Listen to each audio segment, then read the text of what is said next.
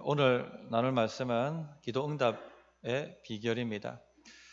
예수님께서 우리에게 주기도문으로 알려져 있는 말씀을 기도하는 방법에 대한 가르침을 베푸시고 난 다음에 어떻게 하면 기도 응답을 받는가 하는 말씀으로 마무리를 하셨습니다. 결국 우리가 기도하는 것은 응답받기 위해서 기도하는 것이죠. 응답이 없는 기도 상상할 수 없는 일입니다. 기도했다면 반드시 응답을 받고 맺는 그런 습관들을 우리가 만들어 가야 됩니다. 어떤 분이 그런 말을 합니다. 천국에 가면 우리가 많이 놀랄 것이다, 그런 얘기를 합니다. 왜냐하면 응답 직전에 보류가 된 기도 응답이 많다는 것을 알고 너무나도 놀라게 될 것이다, 그런 말씀을 합니다. 즉 우리가 기도 응답이 오는 그 직전에 기도를 포기함으로 응답을 받지 못하는 일들이 많다, 그런 얘기를 하는 것이죠. 저는 의미가 있다 생각합니다. 많은 경우 우리는 기도 응답 직전에 응답을 받지 못하고 멈출 때가 많이 있습니다. 그래서 오늘 주님이 직접 가르쳐 주신 기도 응답의 비결을 잘 새겨 들어서 응답의 습관, 응답 받고 마치는 습관을 길러가는 우리 성도님들이 되었으면 좋겠습니다. 자, 그러면 주님이 가르쳐 주신 기도 응답의 비결은 무엇인가? 첫째, 간청함으로 기도하는 것입니다. 간청함으로 기도한다. 8절의 이 원리를 다른 해석 필요 없이 그대로 주님이 말씀을 하셨습니다. 8절을 보시면 내가 너희에게 말하노니 비록 벗됨으로 인하여서는 일어나서 주지 아니할지라도 무엇이라고 합니까? 그 간청함을 인하여 일어나 그 요구대로 주리라. 자, 응답이 어떻게 온다는 얘기죠? 간청 때문에 온다는 것입니다. 응답받는 핵심 비결은 간청함으로 기도하는 것입니다. 이 간청이란 말은 간절히 청한다는 뜻이죠. 오늘 이 간청함이라고 번역된 헬라 원어는 아나이데이아라는 뜻입니다. 이 아나이데이아는 끈덕짐, 끈질김, 뻔뻔함, 이런 뜻으로 해석됩니다. 정말 간절한 사람은 끈덕지게 거절당해도 뻔뻔하게 나가서 기도하기 때문에 그래서 간청함이라 이렇게 번역을 한 것 같습니다. 어쨌든지 끈질기게 응답이 올 때까지 기도하는 것이 기도 응답의 비결입니다. 9절부터 10절에도 그 원리를 그대로 또 설명을 하고 있습니다. 9절을 보시면 내가 또 너희에게 이르노니 구하라 그러면 너희에게 주실 것이요 찾으라 그러면 찾아낼 것이요 문을 두드리라 그러면 너희에게 열릴 것이니. 자, 여기서 구하라, 찾으라, 문을 두드리라, 계속 끈덕지게 기도할 것을 요청하고 있죠. 구하다 안 되면 찾고, 찾아도 안 되면 문을 두드리고.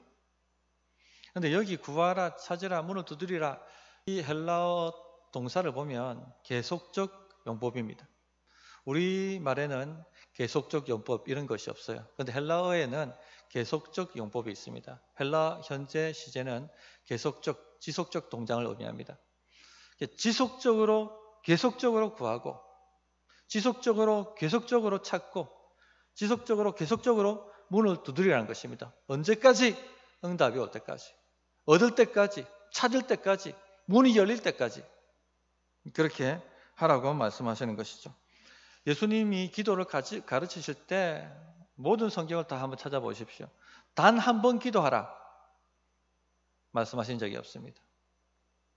지속적으로, 끈덕지게, 거절을 두려워하지 말고 뻔뻔하게 또 나가고 또 나가고 그렇게 기도하라 가르쳐 주셨습니다. 자, 10절을 보시면 구하는 이마다 받을 것이요 찾는 이는 찾아낼 것이요 두드리는 이에게는 열릴 것이니라. 자, 그렇게 기도하면 반드시 응답을 받게 되어 있다는 얘기죠. 구하는 이마다 얻게 되고 찾는 이가 찾아내고 두드리는 이에게 열리게 되어 있습니다. 우리 하나님 아버지는요, 우리에게 결코 인색하신 분이 아니십니다.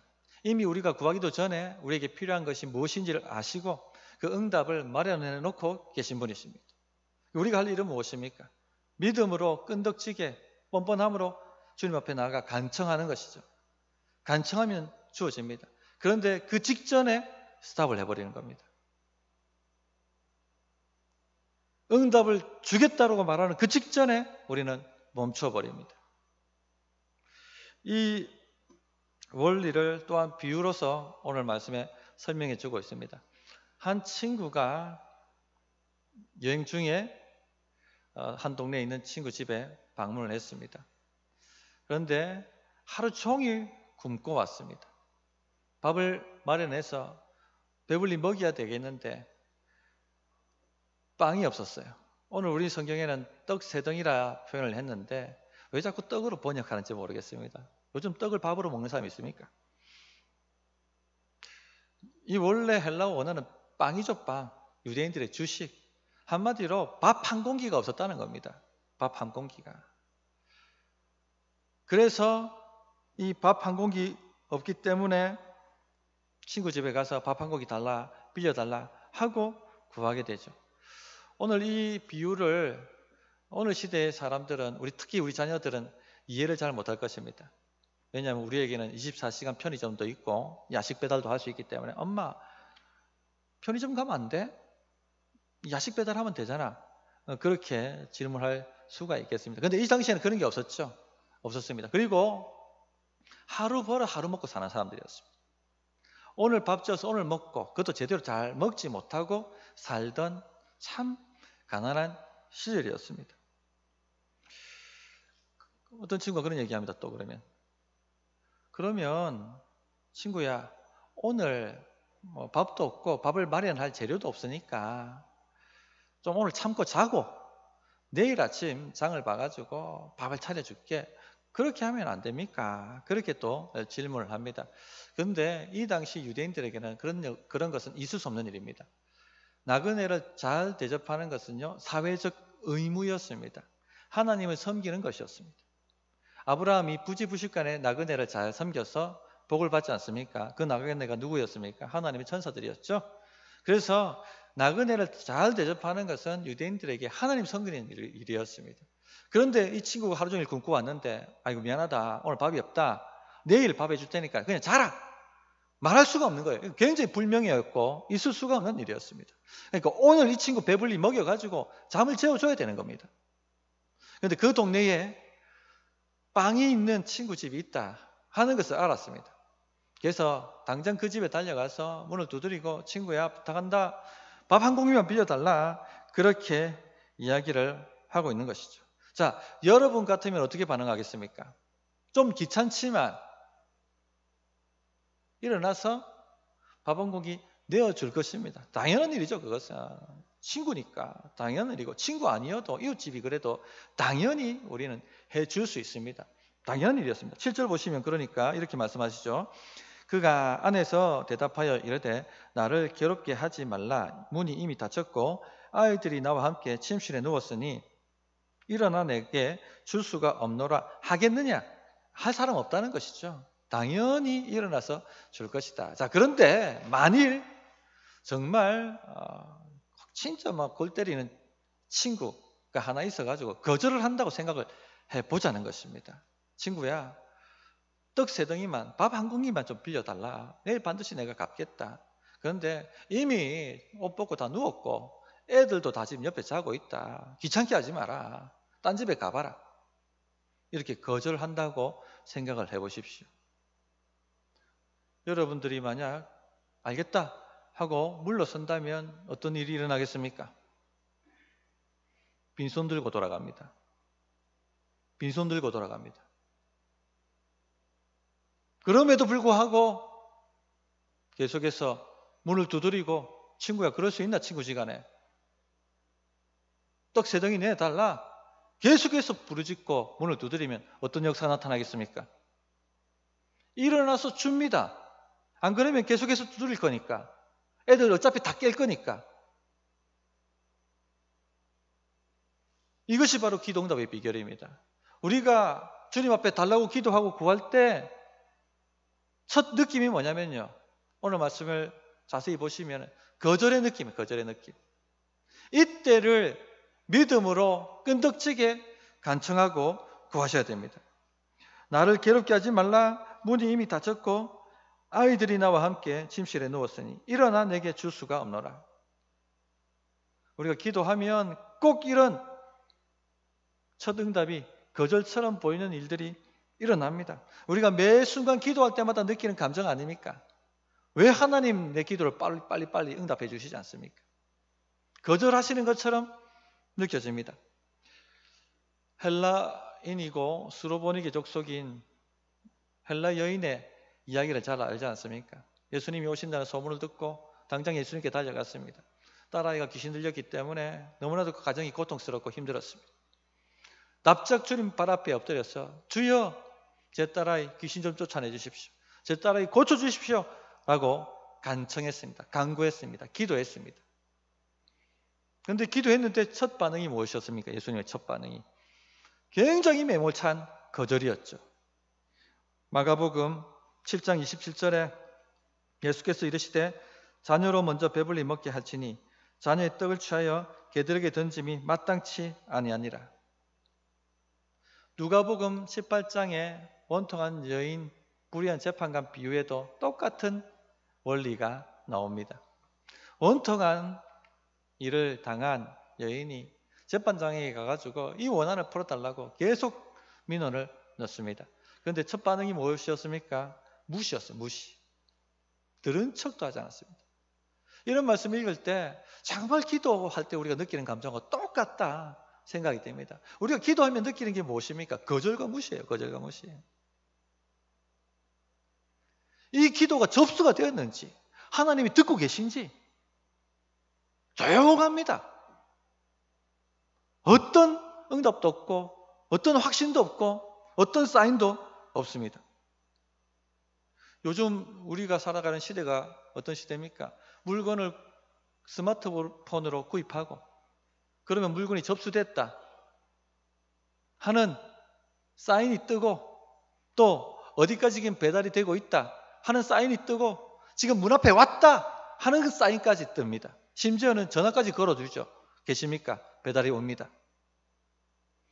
우리가 이런 시대에 살기 때문에 기도가 더 힘들어요. 왜냐하면 기도하면요 첫 반응이 거절과 무시입니다. 거절과 무시. 접수가 되었는지 듣고 계신 것인지 이게 오고 있는 것인지 역사가 나타나는 것인지 전혀 조용합니다. 아무리 기도해도 벽에다 대고 말하는 것처럼 그렇게 느껴지지 않습니까? 성도님들, 그런데 이 얘기 핵심이 무엇입니까? 핵심이 간청하라는 것입니다. 끈덕지게 그럼에도 불구하고 수로보니게 여인 그 거절에도 불구하고 끈덕지게 뻔뻔하게 나가죠. 주여 맞습니다. 저는 개입니다. 그러나 개들도 자녀의 떡을 그 부스러기를 먹지 않습니까? 끈덕짐, 뻔뻔함 다 갖추었죠. 또 누가복음 18장에 나오는 원통한 일 당한 여인도 어떻습니까? 그 무시를 당함에도 불구하고 자주 나아가 도와달라 끈덕지게 구했습니다. 결국 결과가 무엇입니까? 양손 가득히 응답을 가지고 돌아가는 것이었습니다. 이것이 바로 기도의 비법입니다. 결국 수로보니게 여인에 따른 고침을 받았고 이 원통한 일 당한 여인은 그 원한이 풀어지는 역사가 나타나게 되었던 것이죠. 그러므로 성도님들 기도하신다면 끈덕지게 뻔뻔하게 응답이 올 때까지 거절을 두려워하지 않고 무시를 두려워하지 않고 끈덕지게 나가셔야 됩니다. 그것이 바로 기도 응답 받는 비결입니다. 첫 반응에 낙심하지 마세요. 근데 많은 사람들이 이 첫 반응에 낙심해서 기도를 포기해버립니다. 언제나 우리가 기도할 때마다 이 첫 반응, 거절과 무시 당한 같은 느낌이 온다는 것 꼭 기억하셔서 낙심하지 마시기 바랍니다. 이것은요 테스트예요. 믿음의 테스트. 정말 원하느냐 주님이 묻고 계신 것입니다. 우리가 구하는 많은 것 중에 진짜 우리가 원하지 않는 것도 많아요. 그래서 주님이 거절과 무시를 통해서 진짜 구하는 것이냐 진짜 원하는 것이냐 하는 것을 가려내십니다.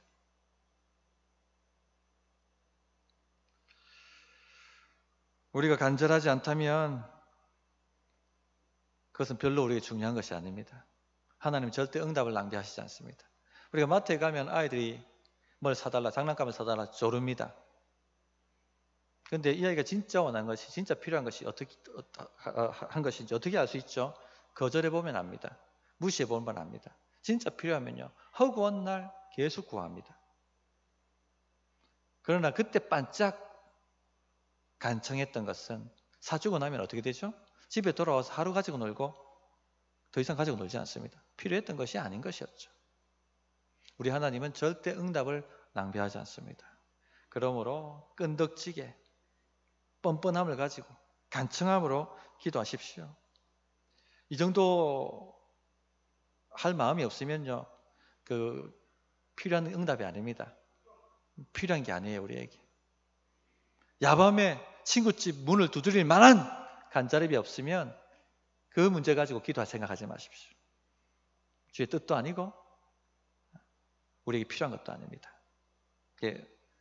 끈덕지게 간청함으로 기도하는 것이 기도의 비법이다.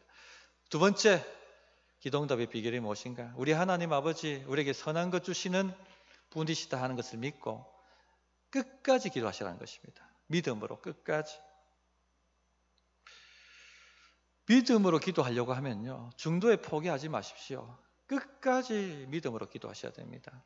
그런데 중간에 시험 드는 일이 발생합니다.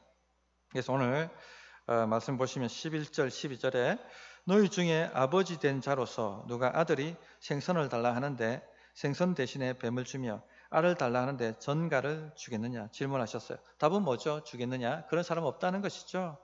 악한 자라도 자기 자식한테 좋은 거 주려고 합니다. 물론 지금 시대가 너무 이상해져 가지고 간혹 악한 부모가 있습니다만은, 그러나 보편적으로 악한 부모라 할지라도 자식한테는 좋은 거 주려고 합니다. 깡패라도 자기 자식한테는 좋은 거 주려고 하고, 사기꾼이라도 자기 자식한테는 네 그래 살면 안 된다, 좋은 것 가르치고 좋은 것 주려고 합니다. 하물며 우리를 죄에서 구원하신 우리 하나님께서는요, 좋은 거 주시지 않겠느냐 하시는 것이죠.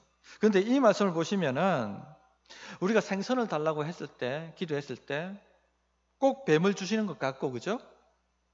알을 달라고 기도했는데 꼭 전갈을 주시는 것 같은 일이 벌어진다는 것을 전제하고 있는 것이죠. 그죠?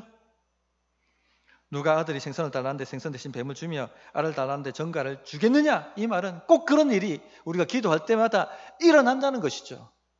그러므로 시험 들지 말고 끝까지 좋은 거 주시는 아버지이신 줄 믿고 기도하라는 것입니다.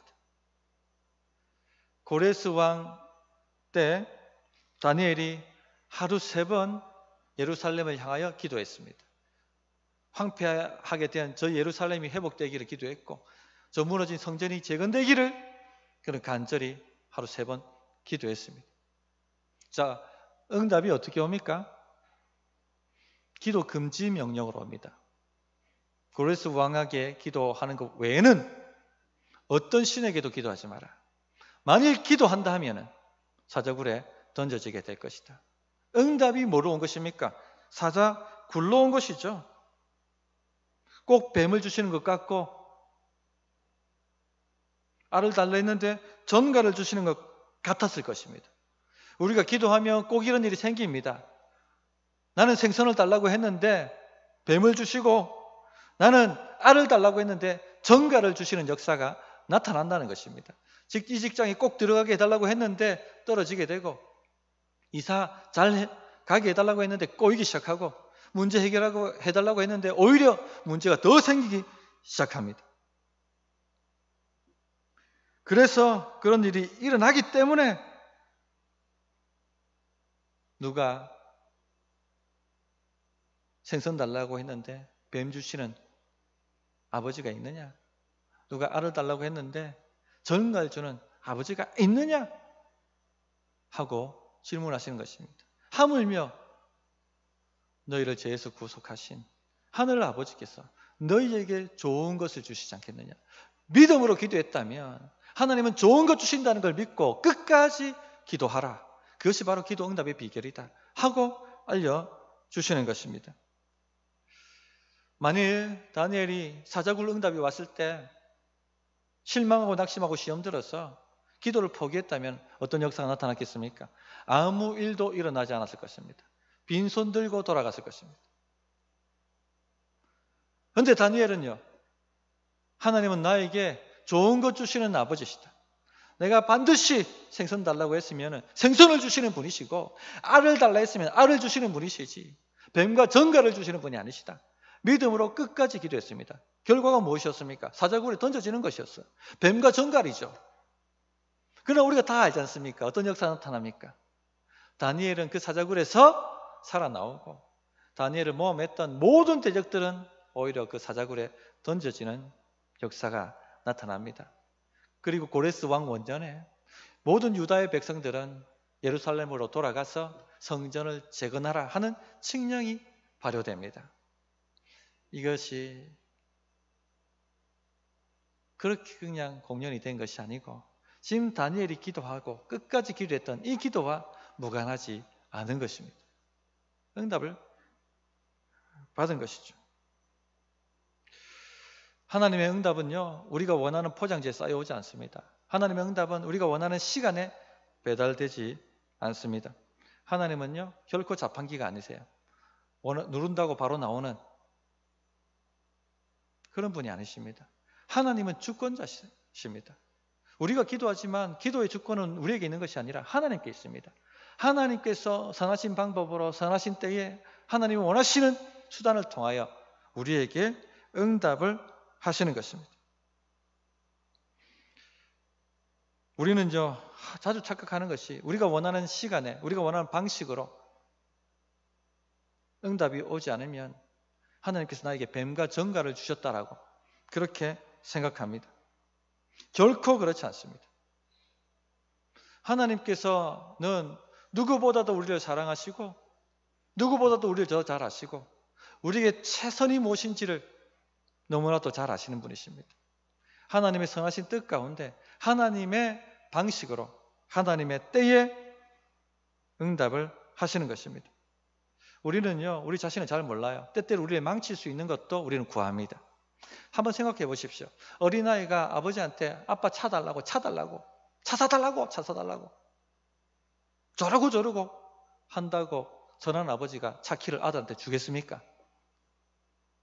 주지 않습니다. 그러니까 아이 망치는 것이죠.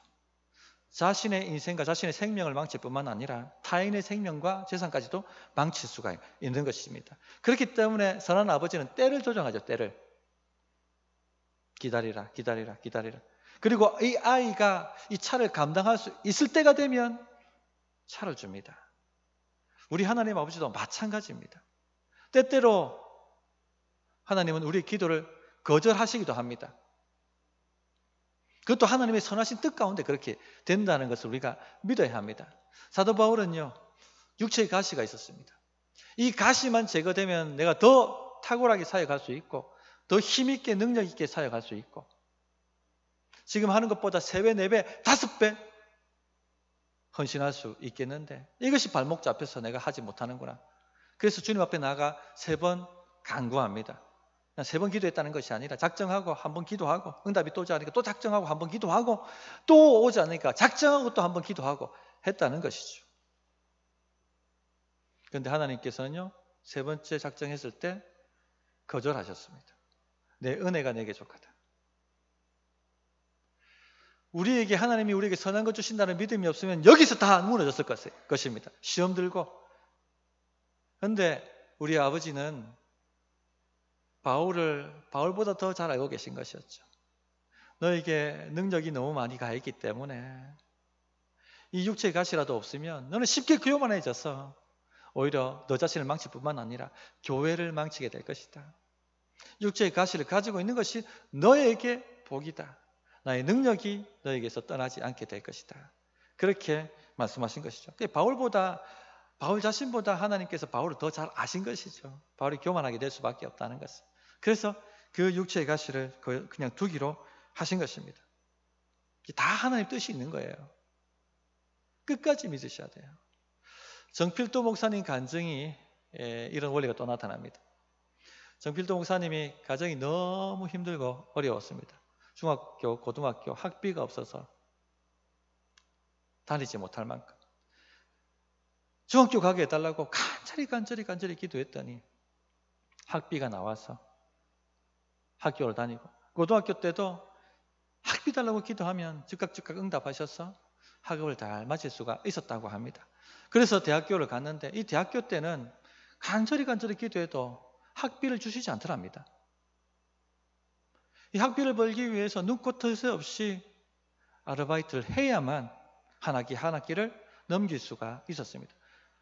밤잠도 안 자고 잠을 거의 못 잤답니다. 이렇게 아르바이트를 뛰는데 어떻게 전공, 학과 공부를 제대로 할 수 있었겠습니까? 따로 시간을 내어서 학과 공부한다는 것은 사치였다고 합니다. 틈틈이 시간을 쪼개어서 학과 공부를 할 수밖에 없었다고 합니다. 학기 내내 4학년 졸업할 때까지 체력이 받쳐주지 않아서 힘들었고 나중에 졸업할 때쯤 되니까 얼굴을 보는데 뼈만 앙상하게 남았더라고 합니다. 졸업식을 마치고 교회에 가서 기도하는데 눈물이 쏟아지고 하나님 도대체 이게 뭡니까? 도대체 이게 뭡니까? 왜 저는 이렇게밖에 살 수가 없습니까? 왜 저는 이렇게 다른 아이들처럼 실컷 공부도 못 해보고 대학의 낭만도 즐겨보지 못하고 대학생을 이렇게 마쳐야 됩니까? 너무 억울하고 너무 분하고 눈물 팍 쏟고 한참을 기도하는데 분명하게 주님의 음성이 자신의 마음에 들려오더랍니다. 내가 너를 그렇게 묶어두지 않았다면 네가 내 종이 되었겠느냐? 내 종이 되려고 했겠느냐? 잘 아시지만 정필도 목사님 서울대 나오셨어요. 그 당시 서울대 다녔으니까 얼마나 많은 사람들이 이런 조건을 가지고 해주겠다고 하면서 얼마나 많이 선이 들어왔겠습니까? 만약 자기가 그걸 탁 잡았다면, 여유가 있어서 탁 잡았다면 절대 자기는 주의 종하지 못할 사람이다. 그렇게 이야기를 하셨어요. 예, 하나님은 다 뜻이 있는 것이에요. 꼭 우리 눈에는 뱀과 정갈을 주시는 것 같은데 하나님은 뜻이 있는 것입니다. 그렇게 우리를 인도해 주시는 것이죠. 그러므로 우리가 기도하고 있다면 주께서 우리를 어떻게 인도하시든지 간에 하나님 나의 아버지는 나에게 좋은 것을 주신다는 것을 믿고 끝까지 믿음으로 기도하셔야 되는 겁니다. 그게 기도응답의 비결입니다. 이 13절에 보시면 너희가 악할지라도 좋은 것을 자식에게 줄 알거든 하물며 너희 하늘 아버지께서 구하는 자에게 성령을 주시지 않겠느냐 하시느니라. 우리 하늘 아버지는요 우리에게 좋은 것을 주시는 분이십니다. 자, 그런데 이 좋은 것에다 뭐라고 말씀하셨어요? 성령을 주시지 않겠느냐 이렇게 말씀하고 있죠. 자, 마태복음에도 똑같은 본문이 나오는데 마태복음에는요 그대로 좋은 것을 주시지 않겠느냐 이렇게 그대로 말씀하셨어요. 그런데 누가복음은 누가가 영감을 받아서 의도적으로 말을 바꾸었습니다. 좋은 것을 주시지 않겠느냐를 빼버리고 성령을 주시지 않겠느냐 하고 의도적으로 바꾼 것이죠. 자, 주님이 우리에게 주시는 메시지가 뭡니까? 가장 좋은 것은 성령 주시기를 구하라는 것입니다. 이 말씀이죠. 우리에게 성령의 역사가 없다면 성령의 역사는 생명과 능력입니다. 우리에게 성령의 역사가 없다면요 우리는 살아도 살아있는 것이 아닙니다. 온갖 삶의 문제에 허덕일 수밖에 없고 참 만족도 없고 가정의 우환지고가 끊이지 않고 일어나서 우리 발목을 잡을 것입니다. 우리 인생에 성령의 바람이 불어와야 됩니다. 그래 해야지 삽니다. 에스겔서에 보면 에스겔이 한 환상을 보는데 에스골 골짜기에 마른 뼈들이 가득한 환상을 보죠.